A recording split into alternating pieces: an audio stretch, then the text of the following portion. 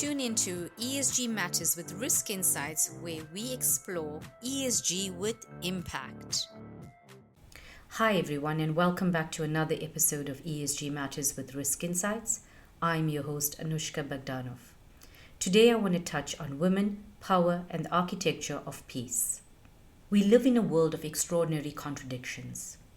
In 2026, we have women leading nations, corporations, scientific breakthroughs, and humanitarian movements.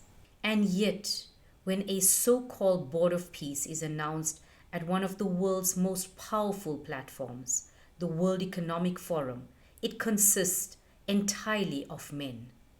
Not one woman, and many of these men are deeply embedded in historical patterns of conflict, power concentration, economic extraction, and geopolitical disruption.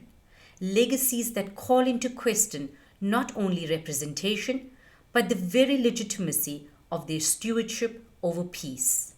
This is not a small oversight, it is a structural failure. Because peace, governance, and social stability cannot be engineered by power alone. They require empathy, restraint, social intelligence, moral courage, and lived experience of vulnerability. These are dimensions where women have historically carried civilization, yet remain systematically excluded from shaping it. Today, I want to explore why the exclusion of women from global leadership structures weakens society, why childbirth, caregiving, and invisible labor remain profoundly undervalued, how misogyny today often hides behind tradition, efficiency, and performance, and why women must now actively design systems of mutual support for ourselves and for our children. This is not a feminist argument, it is a civilization argument. The announcement of the so-called Board of Peace by Donald Trump at the World Economic Forum deserves careful reflection. Not because of ideology, but because of symbolism. A board tasked with shaping peace in a fractured, violent, climate-stressed world consisting entirely of men, wealthy men, powerful men, men deeply embedded in the existing power architecture that has produced much of today's instability. This is not about individual competence, it's about structural blindness. When women are excluded, the lived realities of childbirth, caregiving, social cohesion, trauma recovery, education, food security, and family stability vanish from strategic framing. Peace becomes transactional rather than relational, and stability becomes enforcement rather than healing. This is not accidental. It reflects a deeper worldview, one where leadership is equated with dominance and not stewardship. And this is where misogyny hides in modern systems, not in overt hatred, but in systematic exclusion. When women are absent from peacemaking, conflict resolution, and economic redesign, the result is fragile systems, built on power rather than resilience. Now let's speak of something that society treats casually, but which is nothing short of extraordinary: childbirth. A woman's body permanently changes. Her hormones restructure her emotional landscape. Her psychological identity is rewritten. Her career trajectory is interrupted. Her health risks increase. Her financial vulnerability deepens. And yet society says, this is just something women do. Pregnancy and childbirth involve profound physical strain, hormonal reprogramming, postpartum vulnerability, cognitive and emotional shifts, career pauses, and competitive disadvantage. And then we expect women to return to work unchanged, productive, competitive, ambitious, as if none of this happened. This is one of the greatest acts of civilizational hypocrisy.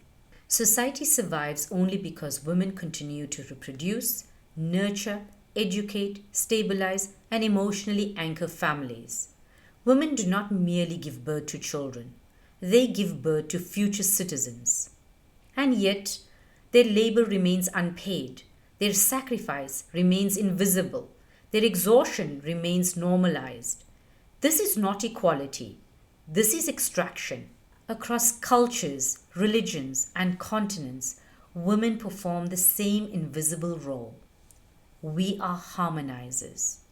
Women lead families in ways that rarely appear in leadership textbooks. Emotional governance, moral calibration, social continuity, and intergenerational bonding. This is leadership. But because it does not resemble masculine models of command and hierarchy, it is dismissed. Yet, if women disappeared from this invisible leadership layer, society would collapse within weeks. It is sobering to remember how recent women's rights are. Women only gained the right to vote in most countries in the 20th century. Property ownership, bank accounts, legal autonomy all came shockingly late. Workplace protection laws remain fragile, and maternal health care disparities remain severe. We speak of equality as if it is established. It is not.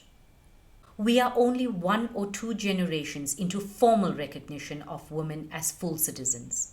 And yet women have always been builders of nations, educators of societies, guardians of values, economic contributors, and moral anchors.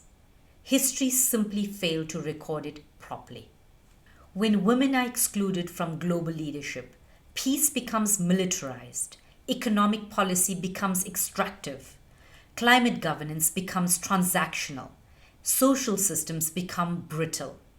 Women bring long-term thinking, intergenerational accountability, social cohesion, moral restraint, and risk sensitivity. These are strategic assets, not soft skills. Peace cannot be negotiated only by power brokers. It must be shaped by life givers. Women are not peripheral to civilization, and yet we remain underrepresented, undervalued, and excluded. A world shaped without women will never be peaceful, only controlled, and control is not peace. So to all the women out there, you are a leader. Design systems that value motherhood, caregiving, and emotional labor, not as concessions, but as strategic investments. Because when women rise together, civilizations become stronger. President Trump, this is not a political message. It is a leadership one. When you announced the Board of Peace without a single woman, the world did not simply see an omission. It saw a reflection of how power still misunderstands peace. Peace is not enforced, it is nurtured. Excluding women from peace architecture does not strengthen authority, it weakens legitimacy. History shows us something unmistakable. Societies that silence women eventually destabilize themselves. True leadership is not about dominance, it is about stewardship. It is not about performance, it is about responsibility. It is not about power, it is about wisdom. A world seeking peace cannot be designed without the voices of those who create, nurture, and protect life itself. And more importantly, by those affected by the decisions taken on their behalf. I look forward to our next time together. Ciao for now.